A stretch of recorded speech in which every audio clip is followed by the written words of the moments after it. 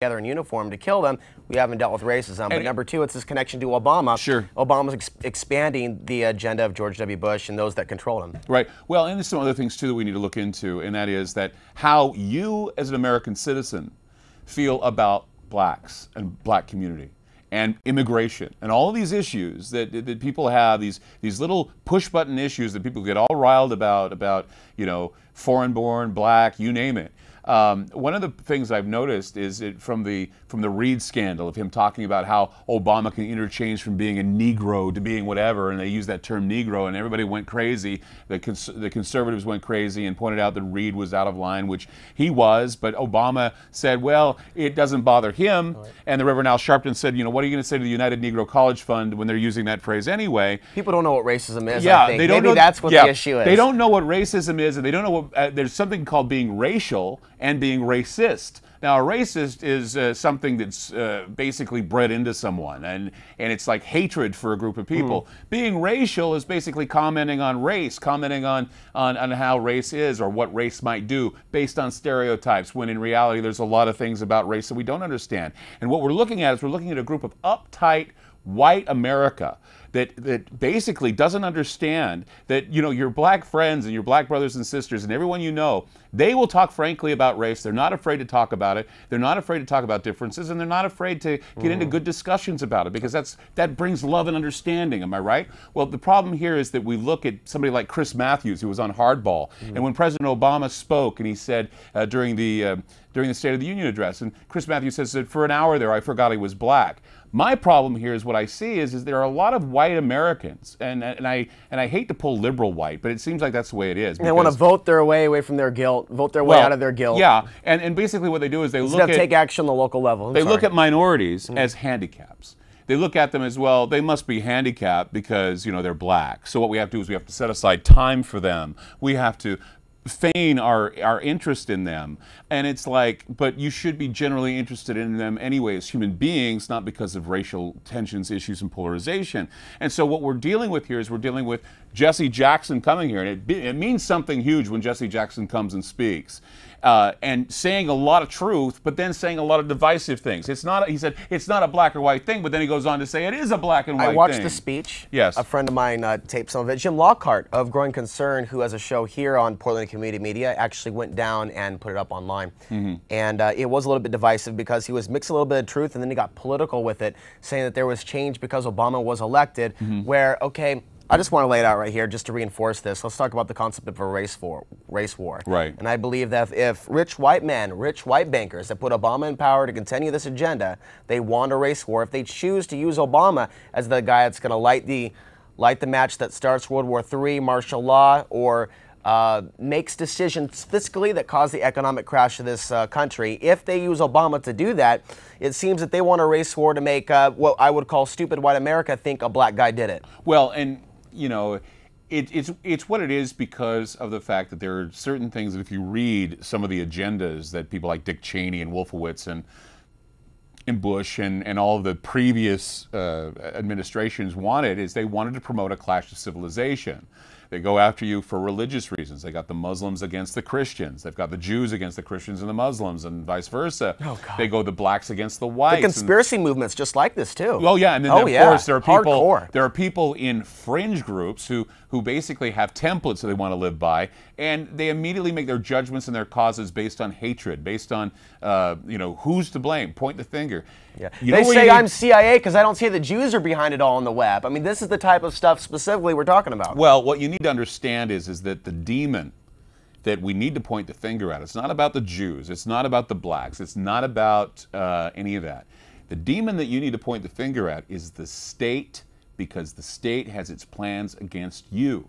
Now, you need to abide by laws. I'm not saying break laws, but what I am saying is that when you see injustice provided to you by the state under a police state mentality, which is what we are breeding now in Portland and all over the world, this police state mentality, we're basically worshiping the police, we're worshiping the jackboot, I mean, jackboot, Billy, oh, put your foot on my neck. I mean, you take a look at something like, for example, the Grammy Awards. Beyonce Knowles, okay, this is a perfect example of this. Yes. Beyonce Knowles performed at the Grammy Awards, and when she did a song called If I Were a Boy. It's a nice song. Beyonce's a great entertainer. But why is it that during the performance of this song, she had to bring out jackbooted thugs marching behind her in riot gear? And it was, and they were doing the whole Roman, Sieg Heil Stasi type of thing. And you showed me the video at the studio the other night, and I hadn't seen it before. And my first reaction was like, is she trying to warn us about the emerging police state, or is this another version, or this another form of predictive programming? It's acclamation. It's all about acclamation. It's basically saying that, and anyone who says, you got to keep a cool head about this, because you can't just say that all police officers are corrupt. True. You can't do it, because there aren't. I mean, there are a lot of people. I mean, I personally, my life in one instance in my career was saved by a group of police officers and military. Okay, so there are military and police that basically are out to help you, and they really are. There are corrupt elements in every organization. Yeah. There are corrupt elements in churches, corrupt elements in government, corrupt elements in the military, corrupt elements because people are people and they can be corrupt. There are corrupt elements in PCM. It's not all about PCM. It just happens to be management. Go ahead. Just another example. So I'm just saying, when your corrupt elements get in, you have to be aware of them. And, you have to be aware of agendas. You have to be aware of divisiveness. You have to be aware of what's happening. And when Jesse Jackson came here, he fanned the flames of the polarization. A lot of people are talking about, well, if this is a white guy, no one would have cared. If this was something, no one would have cared. I think that everybody cares about police brutality and the police state. The only thing is, I think a lot of people don't recognize one.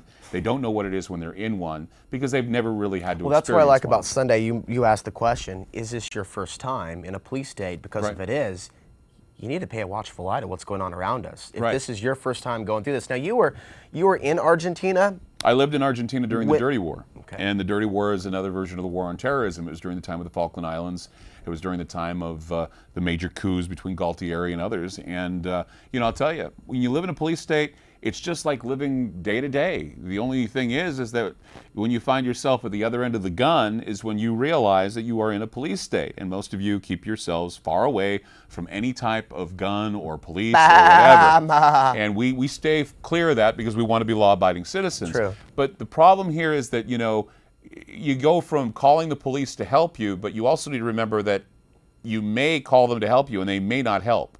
They may see you as a nuisance, they may see you as a problem, and their training and their background is to apprehend or to maintain some sort of sense of order, even if it means taking you out. Right. And that's why they're allowed all of these weapons now, sonic weaponry, ultrasound, LRAD weaponry, even tasers. The thing about tasers, that you need to take a look at tasers.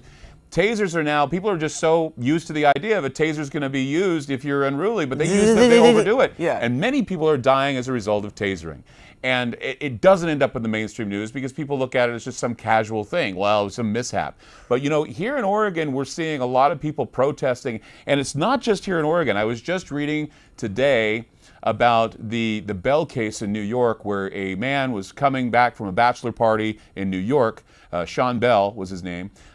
In fact, Sharpton and of course... is Sharpton here too? I don't know. I heard he was. Because I know he's monitoring the story. Jackson and Sharpton also spoke out about the situation with the Sean Bell case. And Sean Bell was another black man who just happened to be in the wrong place. He was in his car. They came out of the strip club. It was a bachelor party. They came out of the strip club, and the police opened fire and shot 54 bullets into this car, killing him and several other people. Another DWE, driving while black. And they basically did not have weapons, and it was a case of the grand jury was there. They said that the police were justified in doing what they were doing, and immediately have a group of people who are all angry and sad, and we're back to this again. Clyde, on the way to pick you up today, bring you to the studio, I was listening to Lars Larson to get his take on what was going on, and he was definitely playing the fear card of, anything could happen. It's just like the whole, fear of terrorists and why we need a police state. Anything can happen. Somebody might get shot if we don't take that risk and kill them first, bomb them first, maim them first. We can't take any chances. And this was the basis of his whole show. We have liberal fear, we have conservative fear, and everybody is fearful. They're afraid of, I was recently afraid of something that was coming out of Iran, and I basically, people are calling me an Islamophobe because of it. I'm not an Islamophobe, but I am very much aware of people who have the